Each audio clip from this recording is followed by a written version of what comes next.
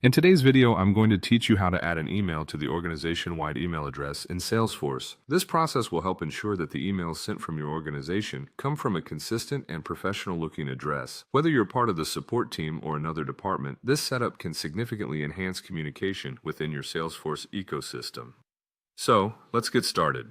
First, we need to log into Salesforce. This is your first step to accessing all the necessary tools and options we're going to work with today. Once you're in, direct your attention to the top right corner of your Salesforce dashboard. There, you'll find the gear icon, which is your gateway to Setup. Click on it and open Advanced Setup. This section contains various administrative adjustments that you can make to optimize your organization's Salesforce environment. Now that you're in Advanced Setup, it's time to locate the Organization-Wide Addresses section. A fast way to do this is by using the Quick Find search bar. Just type Organization-Wide Addresses into the Quick Find, and it will lead you straight to the section you need. Once there, you'll see the option to add a new address. Click on that to begin the addition process. Here's where you start entering the details for your organization-wide email. Begin by setting a display name. This name should ideally reflect the nature of the emails being sent, such as Support Team. Doing so helps recipients recognize who the email is from at a glance. The next field you'll fill in is the email address itself. This should be the actual email address you plan to send messages from. Make sure this address is correct and active, as you'll need access to verify it later on in the process. There's also an optional step that allows you to choose specific profiles that can use this email address. If you want to control which departments or teams within your organization can send emails from this address, now is the time to set those parameters.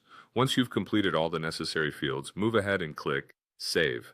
Salesforce will then take over and send a verification email to the address you've just entered. This crucial step is all about ensuring that the email address is valid and under your control. Now head over to your inbox and look for the verification email Salesforce sent. It's essential to open this email and click on the verification link included. This action confirms your ownership of the email address and completes the setup process. When your email is verified, congratulations. The address is now ready for use in workflow rules, approval processes, and email alerts within Salesforce. By following these steps, you've successfully streamlined your communication processes and improved your organization's operational efficiency. Thank you for watching, and see you next time.